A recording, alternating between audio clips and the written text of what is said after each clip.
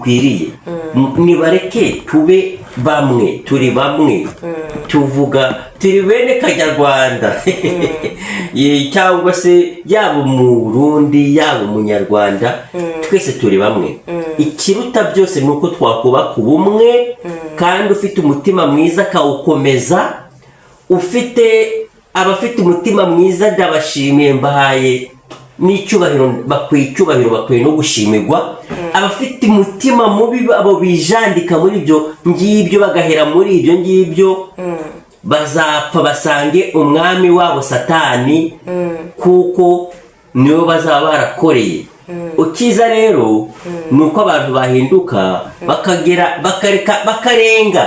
bakarenga ibyo byo kuvangura bagafata indi ritime mvuze ibyo ibyambayeho njye ubwanjye Papa Eric ntajye ushidikanya ko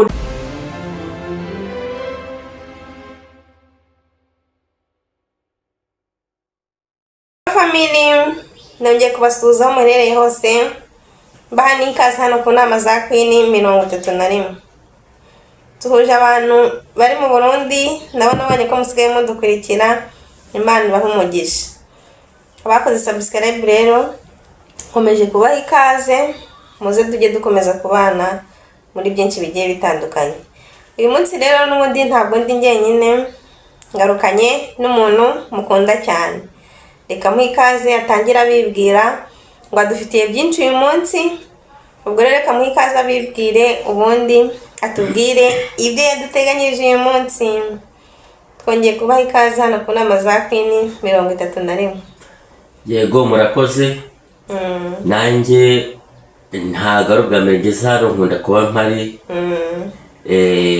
nitwa Papa Eric mfite umuhungu wanjye witwa Eric yafashe izina rya papa we niyo mpamvu bakunda kumpamagara Papa Eric kandi nanjye naryo zina ryanjye numva binashimishije nejejwe nuko rero nongeye kugira amahirwe yo kongera kugaruka hano ngo tugire icyo dusangiza cyangwa tuganiriza abadukunda abadukurikira nambonero kandi kubaramutsa abari mu Rwanda abari mu Burundi abari Uganda abari Kenya abari muri Congo abari South Africa ndetse abanyarwanda bose cyangwa abarundi bose ababasha kumva ururimi rw'ikinyarwanda aho bari hose ku isi ndabaramukije kandi nanjye ndabakunda murakoze uyu munsi rero tugiye kugeza iki abadukurikira ku nama za Queen 31 icyo kubagezaho uyu munsi ibintu byo kuvuga ko ari byinshi ahubwo nkawe nyir'ubwite nyir'urugo bujya wowe ubasha kubyina umudiho w'imbyino nyir'urugo ateye nyir'urugo rero ni wowe niwe urambwira ngo tuganire kuri iki cyangwa se tuvuge kuri iki kuko njye mfite byinshi navuga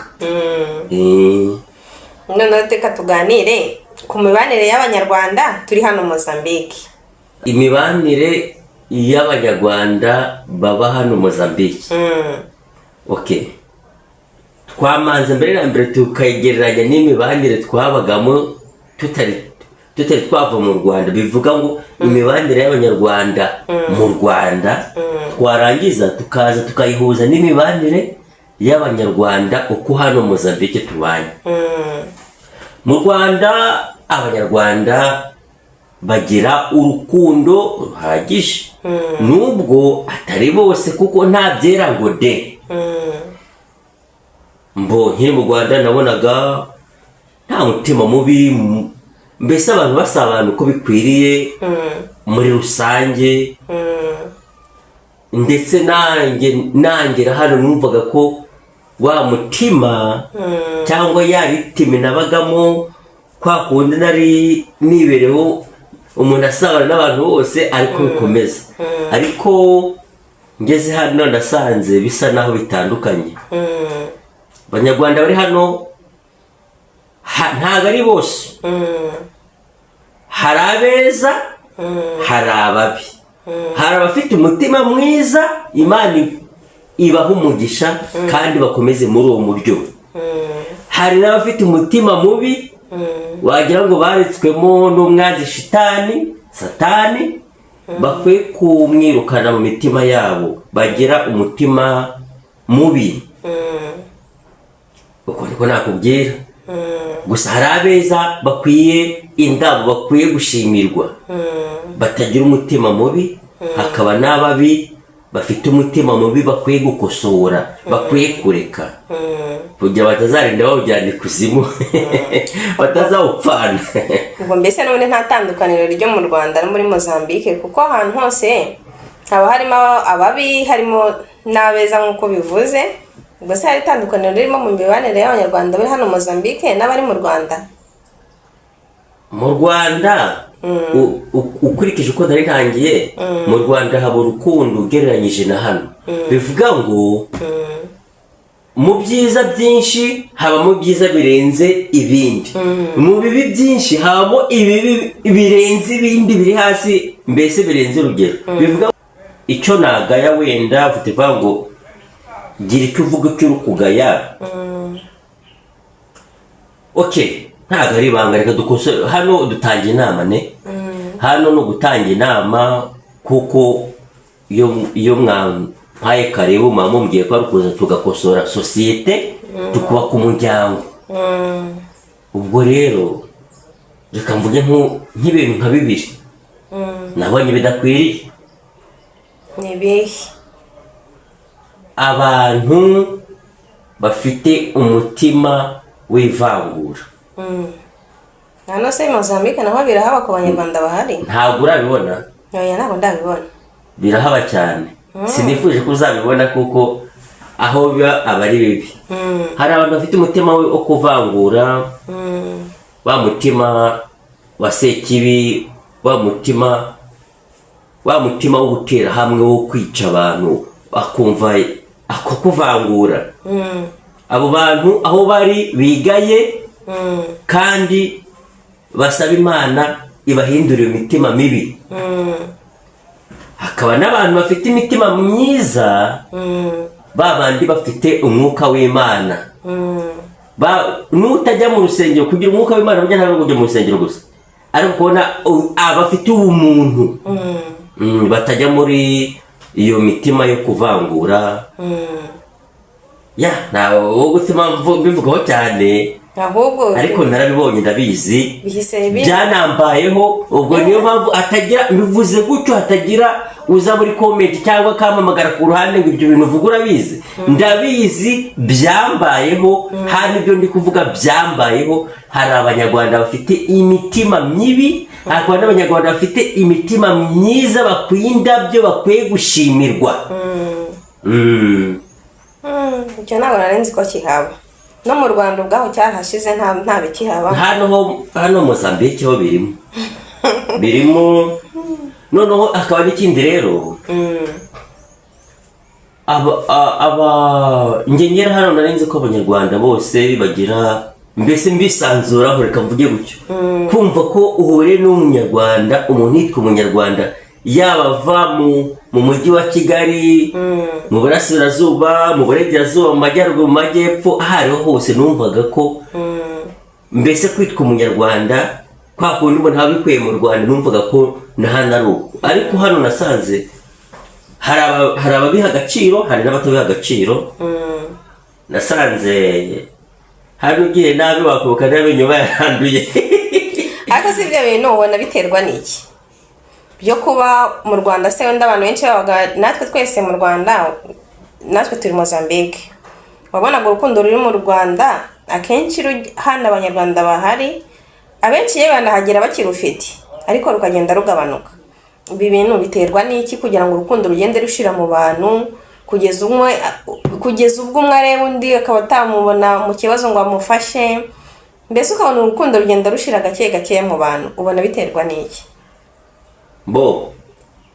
Umwanzi shitani, menya icyo kibazo kiragoye. Biterwa n'iki?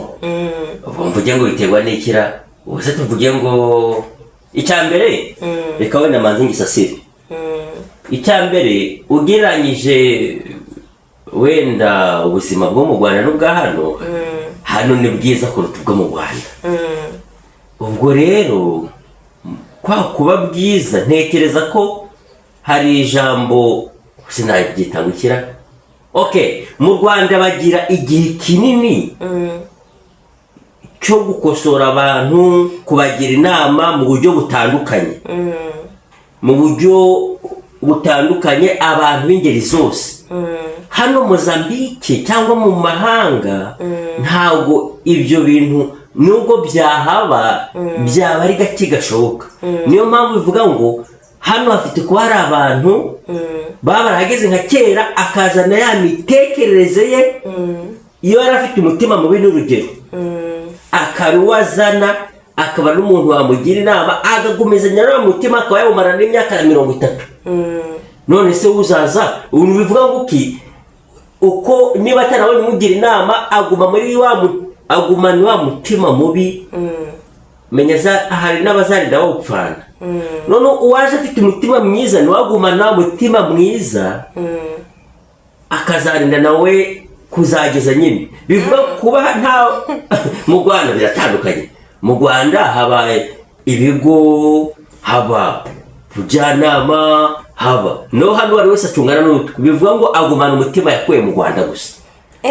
Birashoboka se kandi usanga umuntu ava mu Rwanda afite umutima mwiza nka nyuma y'amezi 6 cyangwa nyuma y'umwaka ugasanga nawe yahindutse. Ahubwo njye ntekereza ko asanga wa wundi ufite umutima mubi none akawumwana cyangwa se ukavayo wumva ufite umutima mwiza wajyana ukabonamo abo noneho uje uhasanga ntimubihuje nawe ukavuga ati reka ngendere kuri ritme yawe. Reka no guca mu jambo hano uhasanga hari abantu babaye ibigugu mu mutima. Ufite ikigugu n'uvuga ngo umuntu mbese amahame yiba ari meza utahindura amahame ye niba ari mabi akaba natahinduka.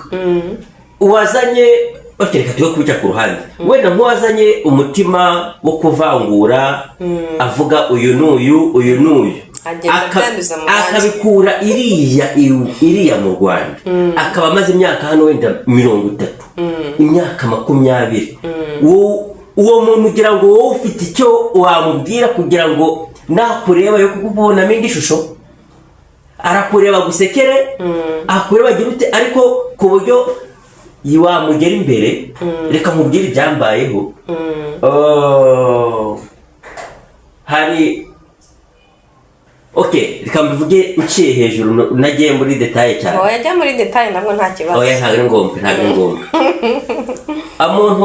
Abantu kabageraho bakakuganiriza bakwishimiye ariko wamara gutambuka ugiye wakwatsa imodoka ugiye akaba ari bambere bagushakira abajura bo kuhita baza kugutega. Nibyo bibaho bakaza kukwambura da akandi ari abantu. Ibyo byambayeho byambaye wewe uri gukina. Umunyarwanda uramukunda ukamwereka urukundo akaza niwawe agusekera ukabona wajya niwe mugasabana ariko ari gupanga uburyo ki umunsi umwe azakuniga. Noneho rero wenda hari nk'uwakumva gutya ndi kuganira akavuga ati ko uyu muntu ni muzimara kandi ngiye ndi kuganira ibyambaye ibyo nzi. Nawe yitonde uwatekereza gutyo ejo atazisanga ari mu mutego. Abanyarwanda bakwereka bari hano ntago abariri iwacu bari hano ariko si bose nkosore si bose. Hari abanyarwanda beza hakaba n'abanyarwanda babi. Ubu ndi gutoka ndi gupoetinga kuri babandi babi babandi bafite imitima mibi bakwiye gukosora bigiri indyarya imbere yawe akaba ari intama ariko mu mitima ari amasega aryana ari ibirura. Noneho hari uburyo nyine ugenda ubibona nawe uko igihe gitambuka. Umuntu imbere akaba ari marayika uvuye mu ijuru ariko yagera hirya akaba uwa mbere gupanga uburyo bwo kugukuraho. None siko mu Rwanda hari imico tugira ugasanga hari imico myiza mbese tugira mu Rwanda. Hari imico n'abanyarwanda bava mu Rwanda bagiye hano bagakomeza gusigasira imico myiza, imico yo mu Rwanda ituranga, imico yo gusurana, imico yo kumva umuntu mbese imico myiza mu Rwanda uzitugira ndumva mu Rwanda naho hazi cyane. Hari imico ubona abanyarwanda bava mu Rwanda bagera hano bagakomeza gusigasira. Yego, hari abayisigasira hakaba n'abatisigasira. Aricyo navuze ngo hari abeza babeza nyine niba usanga ni byiza, hakaba n'ababi. Reka kino kiganiro tugikore iki ndi kugira ngo ngire inama b'abanyarwanda cyangwa se n'abarundi bafite kugera hano Mozambique bakiri bashyashya, bagakubita ijisho kumva ko wabonye wese ariko amusekera akagira ngo nuko amukunze. Oya hari ugusekera ari kugira ngo kwako niyo bagiye kwica itungo baryo bamanza kurishishira agira ngo akwige neza arebe uko aragukuraho aragukugirira nabi. Ubwo mfite fagite nyinshi zirenze imwe, ebyiri, eshatu, enye zambayeho za experience y'ibyo ndi kuvuga. Ubwo ibi mbivugiye iki? Hato hatagira uvuga ngo uyu muntu ariko uko nabyo turi Mozambique tukaba tutari byatubaho. Ubwo ibyo avuga arabizi, ibyo mvuga ni ibyambayeho nge ubwanjye. Papa Eric ni ibyambayeho, ariko si uko abantu bose ari babi. Harimo abeza Imana ikwiye guha umugisha, hakaba n'ababi Imana ikwiye guhindura imitima kugira ngo batazagira ibyago tugataha mu yindi si bagifitiye umutima mubi. Kubizera ariko kubizera ariko se ibyo bise bintera kwibaza ikindi kibazo. Iyi channel yacu hari abanyarwanda bakurikira bari mu Rwanda, mbese hari abakurikira bari mu bice bigiye bitandukanye. Hari umuntu rero uri nko mu Rwanda cyangwa se uri mu kindi gihugu uri gutekereza ko yaza hano Mozambique. Mu gihe turi kuvuga ko hari ibyivanguramoko, hari ibintu by'urukundo rukeya, ni iyihe nama twagira umuntu ku buryo ataba yiyumva amatisa ahantu bari kuvuga gutya, hari abantu bameze gutya, barebe ne bacu bameze gutya? Mbese ni ihe nama wamugira? Namugira inama yo gukomeza urugendo rw'akazi. Kuko natwe turahari kandi tubayeho neza nta kibazo. Ikibazo iyo umaze burya iyibuye ryagaragaye ntabwo nawe kibashe kwica isuka. None si we wakubitamo bwa mbere ukarisubizamo bwa kabiri n'ubwa gatatu. Ubwo rero niyo mpamvu turi gukora ikiganiro kugira ngo tugire abantu inama, yaba n'abashyashya, yaba kugira uko yakira abantu. Urugero iwe ajya amenya gushyira kwanariza, gukontorora, ashyire ku munzani arebe. Hari abantu beza benshi bari hano bafite umutima mwiza basabana, ariko hakaba n'abantu babi biyambika uruhu rw'intama kandi imbere ari amasega aryana, ari ibirura. Akagusekera akagira ute ariko ari ikirura, ari ashaka uburyo bwo kugukuraho. Abo bantu barahari. Ubwo rero uje agomba kuza, kuko nyine ntaho kuri iyi si n'ahantu haba abantu beza 100%, nta n'ahantu haba abantu babi 100%. Gusa mpamvu ndi gupoetinga hano nuko ariho ndi, kandi nuko rero nabonye abantu babi bafite umutima mubi kuruta ahandi hose. Ahandi hose nawe urakabije. Ahandi hose cyangwa nuko ariho wenda umaze iminsi myinshi cyane? Iminsi myinshi cyane se cyangwa imyaka myinshi? Haruta imyaka hano si mamaze imyaka ingana hano, haruta imyaka namaze mu Rwanda.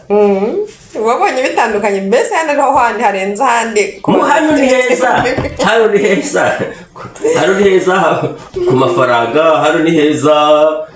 Ariko hano urebye nabi bakwica kare, wapfa kare mu minota mike wavuyeho kare kuruta uko waba uri mu Rwanda. Ariko ugiriwe nabi n'abanyarwanda, iyo udacanye ku maso. Turi mu Rwanda hari terime bakunda kuvuga ngo gucana ku maso. Iyo utabashe gukanguka ngo urebe ngo iri ni ibuye, iki ni igitaka, kiriya ni igiti, kiriya ni icyuma, aya ni amazi, uyu ni umuriro, iyo utabashe kumenya kubitandukanya, ari aho bashyingura wibona nawe wagiye kuryamayo. bivuze ngo n'urupfu ruzamo. Urupfu ubwo se ubwo nta reka cyo kubijyamo cyane, ntabwo uzi bamaze kugenda kera twabanaga muri ubuzima bwa hano baguye muri ako gahereresha bwo kwizera abantu. Urupfu ruraza bakagushyingura nyine, si n'umwe si nawe si batatu si nawe si batanu, kandi ingero zirahari nyinshi. None se birakwiye ko tuza mu gihugu cy'ahandi tuje gushaka ubuzima, tuje twese tuvuga ururimi rumwe, mbese turi bamwe, ubundi twagera hano tukagira iyo mitima mibi, tukumva mbese ukumva ufite umutima mubi wo kureba mugenzi wawe ukabona ntumwishimiye, ukumva mbese ntiyanabaho. Ibyo bintu ubona bikwiye? Ntabwo bikwiriye, ahubwo ikibabaje wowe nyine wagize uba ufite umutima mwiza ukumva ko ndi umunyarwanda, mbese kumva utewe ishema no kumva ko umunyarwanda wawe mugenzi wawe ari umuvandimwe, ukamuha agaciro, ukamuha karibu iwawe. Waba wubatse, waba utaranubatse nyine naho utuye bari iwawe ujya ukodesha, ukamuha karibu iwawe, mugasabana, ugafata imodoka ukajya kumusura. Burya umuntu waje iwawe, umuntu ugiwe, umuntu musabana, umuntu weretse umutima mwiza, niba unyeretse nanjye igihe ugize ikibazo nakakwiye kuwukwereka. Si uko ngewe kuri iyo ngingo nge byambayeho, ariko hari abo nabonye byabayeho. Ngewe icyo nari kuvugaho cyambayeho, ibintu byo kuvangura byambayeho. Abantu ngiye gusura ahubwo bantereza abantu bo kungirira nabi mu gutaha. Ubwo bantu ahubwo baje kungira nabi batambwira ngo bari abantu runaka nibo batubwiye ngo tuze tugukande uduhe amafaranga, ufite amahera uduhe. Ahubwo biranungura, niyo mbavuga gutyo ukagira ngo wenda ndi gupfa kuvuga ibyo ntazi. Ni ibyambayeho. Umuntu mushyashya uri hano azamenye gutandukanya, azarebe kure, ntazaze umusekeye wese yumve ko ari mwiza. Hari abantu beza hakaba n'abantu babi, ariko bose si babi, gusa bose si beza. Ariko twakomeje kuvuga ivangura, wenda hari umuntu usobanukirwa iryo vangura ni gute. Gashobora kuba ari gutekera se ni ivangura, bavangura abarundi n'abanyarwanda, se baba bavangura wenda bo nawe uzi kuzanguraho. Mbese iryo vangura akaba atari kumva ko se bavangura gute ngo yumve iryo vangura ni irihe. Yewe uwo muntu utarabasha kumenya ivangura ndi kuvuga, navuze ngo tugwa mu Rwanda byaracitse, reka mbivuge neza. Mu Rwanda hari ndi umunyarwanda, mu Rwanda byaracitse ibyo kuvuga ngo uyu ni umuhutu, uyu ni umutwa, uyu ni umututsi byavuyeho. Ariko ikibabaje hano hari abakibigenderaho, babandi bagiye barukwamo na Satani, baba barageze hano kera batabanje kwiga mu Rwanda. Reka maze nkubwire se, baba barageze hano kera cyangwa se bakahagera vuba. Ahubwo kamere hari kamere zitandukanye zigishyigikira, yakureba akumva ko wowe ukamwereka urukundo, ariko akureba muri ya shusho yandorerwamo yo kukureba ngo uyu n'uyu n'uyu, uyu n'uyu n'uyu, uyu n'uyu n'uyu. Ibintu bitanakwiriye, ibintu by'ubugoryi by'ubuginga, ugasanga we n'ibyaha agaciro. Singushubije nongera gutuma nongera kugidetaya cyane, ntabwo ari byiza. Rero mu gusoza hano tugira abantu inama, mbese hano icy'ingenzi ni ukubaka abantu. Mu gusoza rero ni iki twakora ngo ibi bintu bihinduke, abantu tubane hano nk'abavandimwe, abantu mbese tugendere ku murongo umwe, ibyo bintu by'amoko bivemo. Ni iyihe nama wagira abantu bafite icyo kibazo? Inama nabagira ni ukumenya ko icyambere, umunsi ngewe Eric nitabye Imana, icyo ndicyo cyose nzajya hariya mu sanduku cyangwa mu gitaka mbore. Icyo uricyo cyose uzapfa, uzitaba Imana, uzarangira.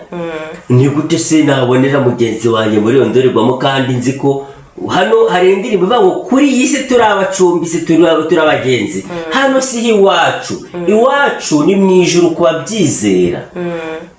Kuba Yehova Retemwe de Jehova baravuga ngo iwacu ni mu isi nshya. Kuba abayisilamu bavuga ngo ntago mbizi, ariko abayisilamu nabo bizera ko hari ahantu heza handi haba. Mbese muri make ubuzima bwa muntu ntawe uzamara imyaka 150. Kuki narebera mugenzi wanjye muri ondorerwamo? Icyo ni cyambere. Ubwo ni ubuginga, ni ubujiji, ni ubwenge bukeya. Ibyo bintu ikibazo uwo byakoronije, uwo byabase nibyo yiberamo gusa, ariko ntabwo bikwiriye. Nibareke tube bamwe, turi bamwe, tuvuga turi bene Kanyarwanda. Cyangwa se yaba Umurundi yaba Umunyarwanda, twese turi bamwe. Ikiruta byose ni uko twakubaka ubumwe, kandi ufite umutima mwiza akawukomeza. Abafite umutima mwiza ndabashimiye, mbahaye n'icyubahiro, bakwiye icyubahiro, bakwiye no gushimirwa. Abafite umutima mubi abo bijandika muri ibyo ngibyo, bagahera muri ibyo ngibyo, bazapfa basange umwami wabo Satani, kuko niwe bazaba barakoreye. Ukiza rero ni uko abantu bahinduka bakarenga ibyo byo kuvangura, bagafata indi ritime. Mvuze ibyo ibyambayeho njye ubwanjye Papa Eric, ntabyo nshidikanya ko n'ibyambayeho. Ubwo ni nk'ubuhamya njye natangaga, ni uko mbutanze mu buryo buganira, ariko kandi mbutanze ntagusura abantu ko bidakwiriye, kugira muri komenti hatagira umuntu uza kuvuga ngo navuze ibiriho, navuze ibyambayeho.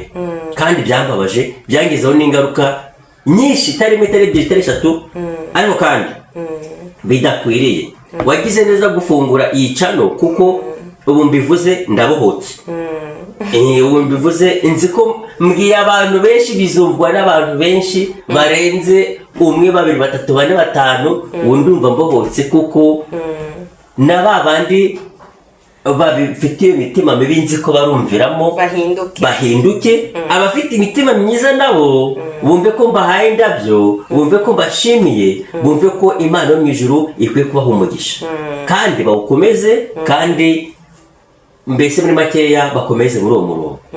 Ubwo niyo nama natanga, kuko twese ntawe uzageza imyaka 200 kwanga umuntu ngo nuko ateye gutya, ngo nuko ari gutya. Ibyo bintu n'ubujiji. Umuntu ubitekereza, ukibitekereza, uzakomeza kubitekereza, ajya amenya ko mu mutwe we huzuyemo amazi nayo yanduye. Nyuma yo gusoza, mbere yuko dusoza nako nyuma yo gusoza nta kindi nzarenza, kuko ndaba nashoje. Mbere yo gusoza icyo warenzaho,